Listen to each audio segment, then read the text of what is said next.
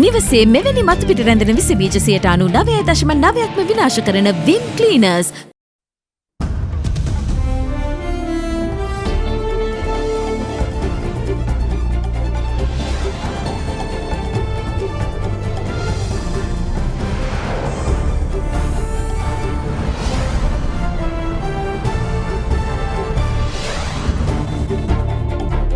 Tonight, the plot thickens. Investigations say that the acid leak was not the source of the Express Pearl fire, as authorities prepare an intermediate compensation claim. People are speculating that it is the leak led to the fire. This was on deck and the fire started from number 2 hole. Bad behaviour. Hopes for restriction easing on the 31st and the 4th dashed as authorities opt for a harder stance. We had to decide that opening up even temporarily or in between these days are not going to help us for the main cause. Signed, sealed and on the way. 1 million SPC ordered Sinopharm doses to arrive on the 6th of June as authorities say no to private sector vaccine purchasers. All that and much more coming up on First at 9, this Friday the 28th of May 2021.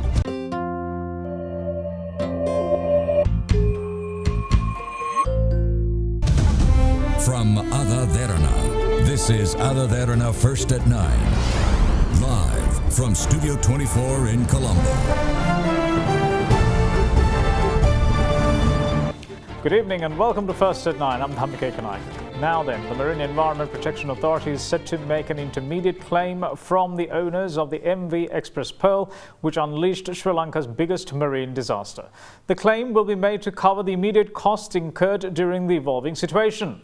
Meanwhile, the acid leak, which was considered to be the cause of the fire, has now been dismissed, meaning the cause of the fire is still undetermined. There were fears that the vessel will break in half, but those fears too are now allayed. Joint efforts by the Sri Lanka Navy, Air Force, Ports Authority and the Indian Coast Guard were able to bring the fire aboard the 3-month-old cargo vessel Express Pearl under control. However, heavy smoke continued to emanate from the ship.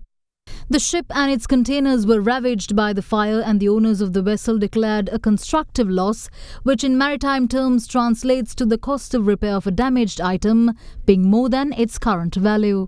Sri Lanka Navy, which led the firefighting operation, say that efforts are ongoing to maintain the ship's stability by preventing the fire from spreading to the ship's control zone.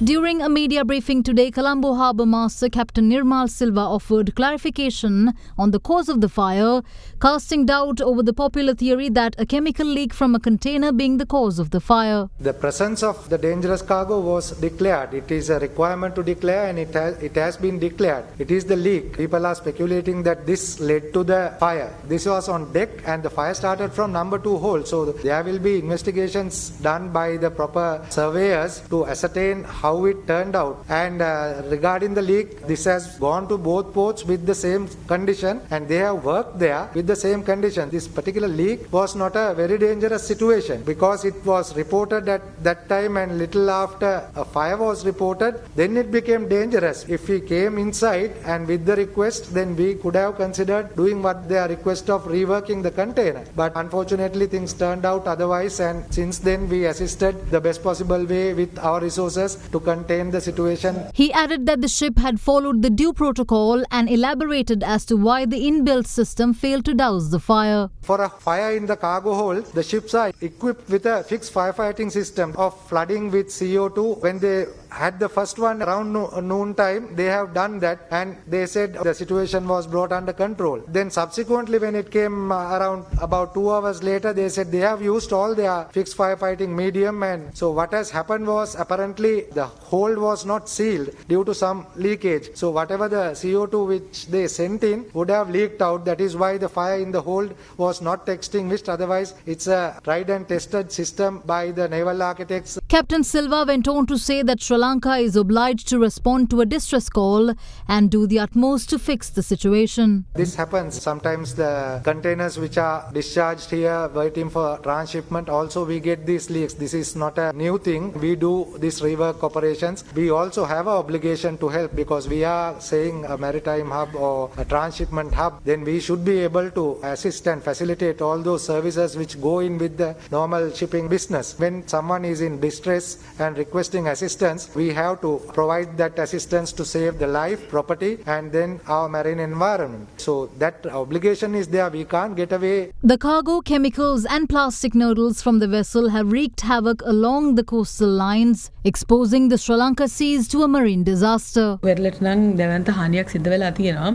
විශේෂයෙන්ම නැවේ සොම්බුන් සියල්ල ගසාගෙන යීම නිසා හානියක් සිද්ධ වෙලා තියෙනවා වගේම මෙම නෞකාවේ ගෙනවිත් තිබුණා පබළුවට වගේ ප්ලාස්ටික් බීට්ස්. මේවා සමස්ත වෙරළ තීරය පුරා විසිරලා තියෙනවා. දික්කෝවිට ඉඳලා මාඔය දක්වා වූ ප්‍රදේශයට හානි සිද්ධ වෙලා තියෙනවා. වැල්ලවත්තට ගල්කිස්සට අඟුලාන ප්‍රදේශය දක්වාම අපද්‍රව්‍ය විහිදිලා තියෙනවා. ඒ සමග ඊයේ දිනේදී අපිට මග්ගොන ප්‍රදේශිනුත් කන්ටේනර් බහලුමක් තිබෙනවා. අපි දුටුවා. අපි දන්න අපේ ජීවිත කාලය තුළ අත්දැකීම් අනුව වෙච්ච විශාලතම හානියක් කියලා කියන්නට පුළුවන්. Meanwhile, the affected coastline from Uswatakiyawa to Negombo was cleaned today.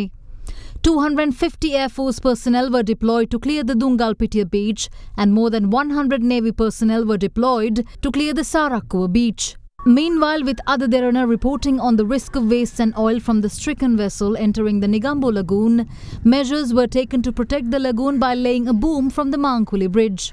With the catastrophe brought on by the ship, the Marine Environment Authority states that an intermediate claim will be made to cover immediate costs that will be incurred by the disaster. අපි බලාපොරොත්තු වෙනවා සමස්ත පරිසර හානිය ගණනය කරලා සම්පූර්ණ හානි පූර්ණයක් ඉල්ලනකම් අතරමැදි claim එකක් දාලා ඉමීඩියට්ලි මේ වෙච්ච හානිය පූර්ණය කරගන්නට. ඒ එක්කම යම් පාර්ශ්වයක තියෙන නොසලකිල්ලක් නොකර හැරීමක් පැහැර හැරීමක් අපි සමස්ත කරුණු විශ්ලේෂණය තුලින් බලාපොරොත්තු වෙන අදාළ පාර්ශ්වයට විරුද්ධව ගත යුතු නිවැරදි පියවරයන් ගන්නට. මේ ප්‍රදේශයේ වටා තිබෙන මුහුදු වෙරළ තීරයේ ආශ්‍රිතව දීවර කටයුතු අත්හිටුවා තිබෙනවා. ඒ නිසා ජනතාව තුළ කිසිම අනිසිබියක් ඇති කළගත යුතු නැහැ මත්ස්‍ය පරිභෝජනය පිළිබඳව. ඒ වගේම නැවත වතාවක් දීවර කර්මාන්තයට මේ ප්‍රදේශයේ සුදුසුයි කියන තීරණය පැමිණෙන තුරු දීවර කර්මාන්තය දෙන පිරිස පමණක් නෙවෙයි. ක්ෂේත්‍ර 28ක් පමණ ඉන්නවා මේ දීවර කර්මාන්තයත් සමග එකට බද්ධ වෙච්ච. ඒ සියලු දෙනාටම ඔවුන්ගේ ආදායම අහිමි වන කාලය තුල යම්කිසි මුදලක් ලබා දීම සඳහා අපි දැනටමත් තීරණයක් අරගෙන තිබෙනවා. නෞකාවේ පසුපස ප්‍රදේශය තමයි ගින්නට හසු වෙලා තියෙන්නේ. අනිකුත් ප්‍රදේශවලින් දුම් පැමිණියාට අපිට ඇත්තෙන්ම ගින්දර පේන්නේ නැහැ. දැනට මේ වෙනකොට නෞකාවේ ආපදා තත්ත්වය සැහැණ ප්‍රමාණයක් පාලනය කරලා තියෙනවා. නෞකාව දෙකට කැඩීමේ කිසිම අවධානමක් දැනට නැහැ. ඒකම අපිට හරියටම කියන්න බෑ මේකේ නෞකාවේ තියෙන තෙල් ප්‍රමාණය මේ ගින්නත් එක්ක සම්පූර්ණයෙන්ම පිච්චිලා වරුණාද එහෙම නැත්නම් තාමත් තෙල් ටැංකිය ඇතුළත තියෙනවද කියලා අපිට හරියට කියන්න බෑ. ඒක අපිට කියන්න පුළුවන් ඒ නෞකාවට ගොඩ වෙලා ඊට පස්සේ තමයි බලන්න වෙන්නේ නෞකාවේ තෙල් වල තත්ත්වය සහ ඉදිරි ක්‍රියාමාර්ග පිළිබඳව. In the meantime, police have apprehended 3 more people for disregarding warnings and taking the vessel's washed up cargo. With 3 arrests made today, the number of arrests made in this regard have increased to 11. කාලගුණය කොහොමුණත් Rhino නං වහලට safe තමයි මුළු ගෙදරම. Now, as public hopes for a respite from the island-wide travel restrictions were dashed today by the announcement that the planned easing on the 30th of this month and the 4th of June has been shelved. Speaking at a media briefing today, Minister of Mass Media Kehelia Rambukwala stated that the authorities had high expectations of the public when the restrictions were eased on the 25th of this month, but having observed irresponsible behaviour, the government was forced to take the hard path. Accordingly, it was also announced that the 5,000 rupee relief allowance program is to commence from the 2nd of June, targeting over 6 million families. The government announced today that previously planned easing of restrictions on the 31st of this month and the 4th of June has been done away with. At a media briefing held at the Government Information Department today, Minister of Mass Media Kehelia Rambukwala revealed that the government's decision was based solely on public behaviour when restrictions were lifted on the 25th of this month. We have had a bad experience on the 25th when you open up. Sorry to say, I think we did not expect the manner in which the people behaved on that day. And therefore, we had to decide that opening up even temporarily or in between these days, are not going to help us for the main cause. With certain careful evaluations that we had to make these decisions, where the 31st and the 4th also to continue with the limitation. In addition, following the extension announcement, Minister of Samurdhi and Household Economy Shehan Semasinga revealed that the payment of the 5,000 rupee relief allowance is to begin from the 2nd of June, targeting over 6 million families. රුපියල් 5000 දීමනාව ජූනි මාසේ දෙවනිදා සිට නැවත වරක් ලබා දෙන්න තීන්දුව කළා තියෙනවා. ඒ අනුව අපි දැනට රජය විසින් ලබා දෙන කිසියම් දීමනාවක් ලබන පුද්ගලයන් ඉන්නවා නම් ඔවුන් ලබන දීමනාව රුපියල් 5000ට වඩා අඩු නම් ඒ හිඟ මුදල ලබා දෙන්න කටයුතු කරනවා. ඒකම අඩු ආදායම්ලාභීන් ඒ වගේම විවිධ දීමනා සඳහා ඉල්ලුම් කළා තියෙන කණ්ඩායම් වෙනුවෙන් රුපියල් 5000 දීමනාව ලබා දීමටත් තමන්ගේ ආදායම් මාර්ග අහිමි වෙච්ච කණ්ඩායම් වෙනුවෙන් ඒ 5000 දීමනාව ලබා දෙන්නත් රජය තීන්දුව කළා තියෙනවා. අපි බලාපොරොත්තු වෙනවා පවුල් ඒකක ලක්ෂ 60ත් 65ක අතර ප්‍රමාණයකට මේ දීමනාව ලබා දෙන්න සිදු වෙයි. ඒ සඳහා අවශ්‍ය මුදල් රජය විසින් වෙන් කරලා තියෙනවා. Also addressing the briefing, police spokesperson DIG Ajit Rohana outlined what you can do and what to avoid in the days leading up to the 7th of June. සංචාරණ සීමා ක්‍රියාත්මක වන කාලය තුල ඖෂධ වෙළඳසැල් පමණයි විවෘත වෙලා පවතින්නේ. කඩසාප්පු විවෘත වෙන්නේ නැහැ. පොදු ප්‍රවාහන සේවා ක්‍රියාත්මක වෙන්නේ නැහැ. එතකොට ඒ අවස්ථාවේදී තමුන්ගේ ළඟම තියෙන ෆාමසියට ගිහිල්ලා බෙහෙත් මිලදී ගන්න පුළුවන් අවශ්‍යතාවයක් තියෙනවා නම් නමුත් ඕනෑම අවස්ථාවකදී රෝහල්ගත වීමක් වෙනවා නම් අසනීප තත්ත්වයක් තියෙනවා නම් කිසිම අවසරයක් ඕනේ නැහැ. තමුන්ගේ වාහනෙන් හරි පුද්ගලික වාහනයකින් හරි ගමන් කරන්න හැකියාවක් තියෙනවා. යම් කිසි කෙනෙක් තමුන්ගේ ළඟම ATM යන්ත්‍රයක් ගාවට පාගමනින් ගිහිල්ලා එහෙම කටයුතු කිරීම සම්බන්ධයෙන් අපිට ප්‍රශ්නයක් නැහැ. නමුත් ඒක සනාථ වෙන්න ඕනේ ATM යන්ත්‍රය ගාවට තමයි ගියේ කියලා. එහෙම නැතුව වාහන වලින් ගමන් කිරීමට දීමට හැකියාවක් නැහැ. එන්නත් කරන වැඩපිළිවෙල කොහේ හරි තැනක ක්‍රියාත්මක වෙනවා නම් ඒ ප්‍රදේශයේ එන්නත් ලබා ගන්න අවශ්‍ය ජනතාවට ඒ එන්නත් කරන ස්ථානයේ වෙත යන්න කිසිම බලපත්‍රයක් අවශ්‍ය වෙන්නේ නැහැ. DIG Rohana also revealed that the authorities are looking to do everything necessary to facilitate the smooth supply of essential goods to housebound families as well. කෙසේ වෙතත් ඩිලිවරි සේවාවන් විධිමත් කරලා තියෙනවා. දැනට බලපත්‍ර ලබා දීලා තියෙනවා නම් ඩිලිවරි සේවාවන් සඳහා 31 දින දක්වා පමණක්. ඒ බලපත්‍ර 7 වෙනිදා දක්වාම ඒ ආකාරයටම දීර්ඝ වෙනවා. අලුතින් දීර්ඝ කර ගැනීමක් සිදු කරන්න අවශ්‍ය වෙන්නේ නැහැ. Touching on violations, the DIG revealed that 832 arrests were made in the last 24 hours, the highest number in a single day, which highlights the continued public resistance to the restrictions. Colombo නගරේ බස්නාහිර පළාතේ පහුගිය දවස් 3ේදී කරපු මෙහෙයුමේදී අපිට අවබෝධ වෙච්ච දෙයක් තමයි නගරේ ධාවනය වන වාහන වලින් 11% කිසිම හේතුවක් නැතුව ධාවනය කරන වාහන. ඒ වාහන අපි අත්අඩංගුවට ගත්තා, පුද්ගලයෝ අත්අඩංගුවට ගත්තා. මේ සංචාරණ සීමා ඇති කරපු දවස තමයි මුලින්ම මාර්තු මාසේ 18 වෙනිදා ගිය අවුරුද්දේ. එදා ඉඳලා අද වෙනකල් වැඩිම සැකකරුවන් සංඛ්‍යාවක් අපි අත්අඩංගුවට ගත්තේ පසුගිය පැය 24 කාල පරිච්ඡේදය තුල 832ක් පමණ වෙනවා. ඉතින් මේ සංචාරණ සීමා ක්‍රියාත්මක නොවන දිනකදී එපමණ ප්‍රමාණයක් අත්අඩංගුවට අරගෙන නැහැ. The variations in the number of daily PCR tests conducted in the island was explained today with the new guidelines given to private laboratories and around-the-clock operation of PCR machines, chief among the reasons. With the promise of rectifying the situation soon, the health authorities also assure that more and more beds are being added to the system, so the country's rising number of COVID patients can be accommodated. Yesterday, the epidemiology unit confirmed 2,572 COVID-19 infections across all 25 districts. There were also 12 imported cases. Though Colombo yet again topped the list of daily infections, the figure was below 500. The 429 new cases confirmed from Colombo yesterday is the first time that the district's daily caseload had dipped below 500 since the 20th. The Gampaha and Kalutara districts confirmed 415 and 356 cases of the virus respectively, taking the overall case tally in the Western Province to 1,200. Meanwhile, 156 were reported from Ratnapura, 155 from Gaul and 95 from Trincomalee. The Matale and Matara districts recorded 81 cases of the virus each, while Hambantota confirmed 79 COVID-19 cases. A further 563 infections were reported from 15 other districts. As for today, 2,243 new COVID-19 infections have been confirmed so far. මේ වෙනකොට පෞද්ගලික අංශයේ රසායනාගාරවල යම්කිසි නියාමනයක් දීලා තිබෙන නිසාද මේ වෙනකොට PCR ප්‍රමාණය යම්කිසි අඩුවක් දක්නට තියෙන්නේ. ඒකත් එක හේතුවක්. ඊට අමතරව සාමාන්‍යයෙන් මේ විශාල රසායනාගාර සංඛ්‍යාවක විශාල PCR යන්ත්‍ර තියෙනවා. මේවා නොකඩවා කටයුතු කරනකොට ඕනෑම මොහොතක යන්ත්‍රයක් දෙකක් සමහර විට తాවකාලිකව ක්‍රියාවට හිටිනවා. ඒක රිපෙයාර් කරගන්න කල සමහර විට යම් ස්ථානවල තියෙන සාම්පල් තවත් තැනකට යොමු කරන්න වෙනවා. මෙවැනි දෙයක් මේකද මේ විශාල රසායනාගාර සංඛ්‍යාවක මේ කටයුත්ත කරගෙන යනකොට මෙවැනි සංකීර්ණ ක්‍රියාවලියන් සිද්ධ වෙනවා. නමුත් ඒක හරහාම පමණක් නෙවෙයි විවිධ හේතුන් මත මේක ඉහළ පහළ යෑමක් සිද්ධ වෙනවා. මේ මොහොතේ අපිට සෞඛ්‍ය අමාත්‍යාංශය මගින් ගිය කාලේ සිදු වුණු අඩුපාඩුකමක් අපි අඳුනාගත්ත අඩුපාඩු නිවැරදි කරගනිමින් නැවතත් අර සම්පූර්ණ ධාරිතාවෙන් මේ PCR පරීක්ෂණ කිරීමට රසායනාගාර යොමු කිරීම කරගෙන යනවා. Dr. Herath also gave an update on the situation surrounding the beds dedicated for COVID treatment. Total number of functional beds available in the treatment centers as well as the intermediate care centers include 26,840 and we are planning to add 9,154 beds in the coming days.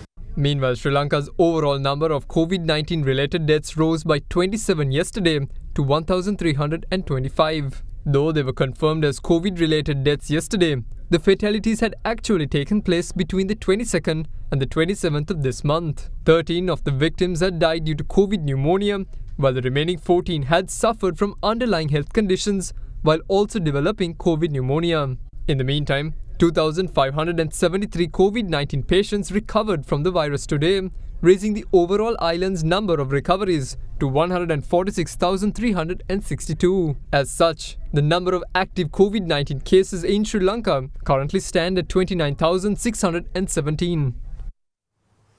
In the meantime, State Minister of Supply and Regulation of Pharmaceuticals, Professor Channa Jayasuman announced today that 1 million more doses of the Chinese Sinopharm vaccine will arrive in the country on the 6th of June. The minister added that the consignment will arrive as part of a purchase order placed by the State Pharmaceuticals Corporation. For the first time yesterday, Sri Lanka's national vaccination program expanded beyond the western province to the general public residing in high-risk areas of the Galle, Mathura and Kurunegala districts. 125,000 doses of the 500,000 dose consignment of the Sinopharm vaccine which arrived in the island on Tuesday was earmarked for the purpose. As such, the inoculation program was conducted today as well in those areas and in identified high-risk areas of the western province. Meanwhile, last night Sri Lanka received 50,000 doses of the Russia-manufactured Sputnik vaccine. It's part of a purchase made by the State Pharmaceutical Corporation. It was the second Sputnik vaccine consignment to arrive in Sri Lanka, following a donation of 15,000 during the first week of this month. දැනට ඒක සැලසුම් කරලා තියෙන්නේ මහනුවර දිස්ත්‍රික්කයට මූලික කර ඒක බෙදා හැරීම සඳහා ස්පුට්නික් එන්නතේ පළවෙනි මාත්‍රාව සහ දෙවන මාත්‍රාව යන නිෂ්පාදන දෙකක්. දෙවන නිෂ්පාදනය වෙනම ගෙන්වා ගත යුතුයි දෙවන එන්නත ලබා දීම සඳහා. පළමු එන්නත වශයෙන් ලැබෙන එන්නත් දෙවැනි එන්නත හැටියට භාවිතා කරන්න බෑ. ඒ අනුව දෙවැනි එන්නත ලබා දීම ඉදිරියට කරනවා ඇති. In other developments, State Minister of Production, Supply and Regulation of Pharmaceuticals, Professor Channa Jayasuman, said today that a further 1 million doses of the Sinopharm vaccine will arrive in Sri Lanka on the 6th of June as part of a purchase order placed by the State Pharmaceuticals Corporation. In the meantime, Chief of the National Operations Centre for the Prevention of COVID-19, Army Commander General Shavindra Silva announced today that the next phase of the COVID-19 inoculation drive will be carried out in the Ratnapura and Jaffna districts. In other developments, the State Pharmaceuticals Corporation has received a letter from AstraZeneca Singapore Private Limited claiming that there have been numerous private traders and companies who have approached the government of Sri Lanka as means to sell COVID-19 vaccines from AstraZeneca. The company in its letter warned that these propositions are likely counterfeit products and that they should be refused as there is currently no private sector supply, sale or distribution of the vaccine. In response to this, speaking to First at 9 Deputy Director General of Education and Research at the Ministry of Health, Dr. Herath said today that no unverified purchase of this nature will be made. He stated that these propositions are made by various traders and that the SPC will not haphazardly agree to these as there is a specific procedure in place for the purchase of vaccines. Meanwhile, yesterday 41,939 people were administered with the first dose of the Sinopharm vaccine. This takes the overall number of people who received the first dose of China-manufactured vaccine to 563,409. Further, the second dose of the AstraZeneca vaccine was given to 421 people yesterday, taking the overall figure of people who received the second jab to 341,962. In the meantime, Mayor of the Moroto Municipal Council Samanlal Fernando was arrested today for a display of unpleasant behavior and for obstructing the duties of the medical officers during an inoculation program conducted yesterday. The mayor had surrendered to the Mount Lavinia police this morning. Subsequently, the mayor of Moroto was remanded until the 11th of June after he was produced before the Mount Lavinia Magistrates Court. එන්නත් කිරීම මේක අපි තැන් තෝරගත්තේ විද්‍යානුකූලවනේ අපි මේක කොහොමද තියෙන්නේ කොහෙද වැඩි වෙලා තියෙන්නේ ඒවා තෝරා අරගෙන ඒ දිස්ත්‍රික්ක වලත් මේක අවශ්‍යම ප්‍රදේශ බලලා තොරතුරුත් අරගෙන සෞඛ්‍යාංශයි අපි තියෙන දත්තයි ඔක්කොම කරලා තෝරගත්තා. ඉතින් එහෙම කරලත් අර ඊයා කැත දර්ශනයක් නේ ඒකේ මුළු මේකම විනාශ වෙලා ගියා. ඒ වගේ ඒවා වෙන්න දෙන්න එපා. අධික ජනාධිපතිතුමා ඒක සමා වෙන්න ඕනේ. මොකද ඒක හම්බු ලෙස සිදුවෙච්ච දෙයක්. ඔව් මම දන්නවා. නෑ මේ හැමතැනම හොඳට වුණා. මේක තැනක හරි එක කරාම ඒක තමයි ඉතින් අමාද්දේ හැමතැනම යන්නේ.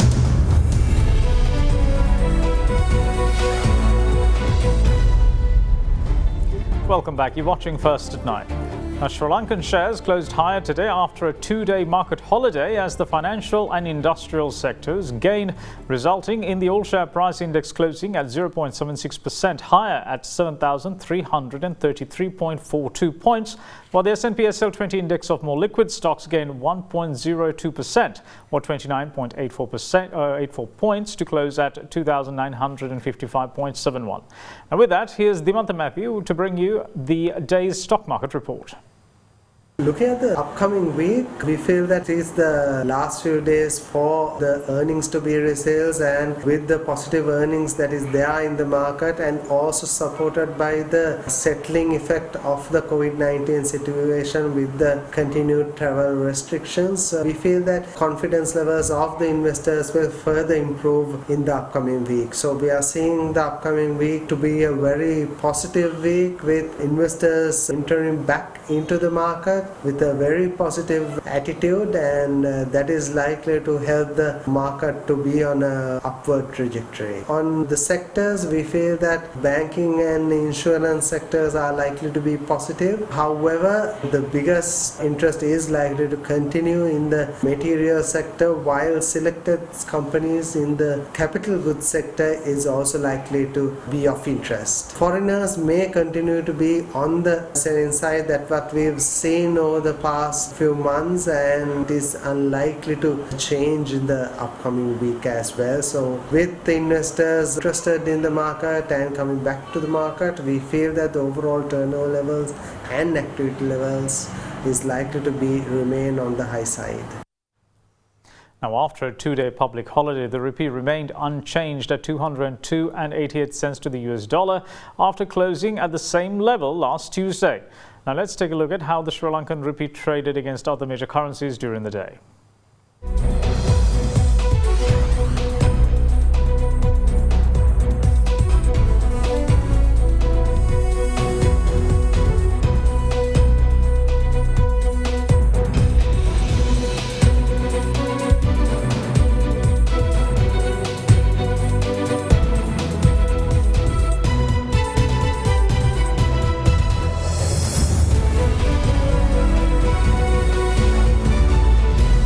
Now, coming back to a subject that was much talked about in the recent past, the Consumer Affairs Authority has sought advice from the Attorney General to proceed with legal action against Litro Gas Lanka Limited for misleading the public through its new gas cylinder.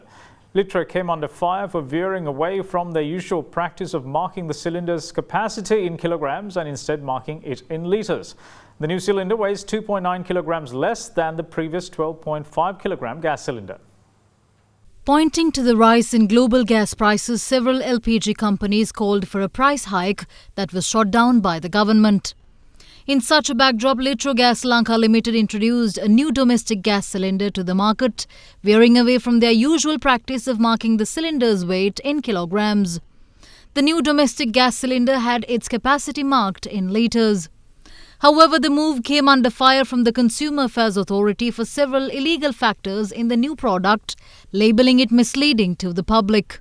When Litrogas decided to introduce the so-called 18-litre gas cylinder, which I believe was haphazardly informed to us, and it was positioned in such a way that we feel that it misleads the consumer into believing that it's the same old cylinder that they're buying. So essentially it is marked as premium 18-litre, but the weight has been erased. Previously it was marked as 12.5 kilos. 18 litres essentially translates to approximately 9.1 kilograms. There is no backing for these claims that they make about the 18-litre having high efficiency. The new product has been priced at 1,395 rupees, 100 rupees less than the existing 12.5 kilogram domestic gas cylinder, which was sold at 1,495 rupees. However, the disappointment here is that the new gas cylinder weighs 2.9 kilograms less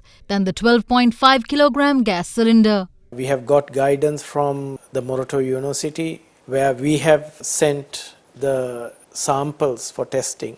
And we've found that the composition that was provided to us, stating that 80% is butane, 20% is propane in the 12.5 kilogram cylinder, is factually untrue, because the test report says that it's 50-50, meaning that claim is also wrong. We have also tested the so-called 18-litre cylinder, which also has the same gas. I'm not sure what the claim is all about of a new hybrid solution. It's high time that the government should enact new regulations to also regulate the composition of butane and propane in LPG. Gunawardena added that despite instructions by the CAA, Litrogas Lanka Limited has not withdrawn the 18-litre cylinder from the market, in turn forcing the public to buy the new product. Further, I would like to add the Litro Gas Company chairman, during a private television interview, claimed that they have an arrangement and an agreement with LAF Gas Company to position the 18-litre cylinder. This essentially violates Section 8 of the Consumer Affairs Act, where no two companies, especially when they are under Section 18, which is an essential service, there can't be any agreements or arrangements between companies regarding prices. So that also is a violation of the Consumer Affairs Authority Act. In the latest development on the matter, the Consumer Affairs Authority has sought the advice of the Attorney General to proceed with legal action against Litrogas. And that's it from all of us here at First at 9. Thanks for watching. Bye-bye.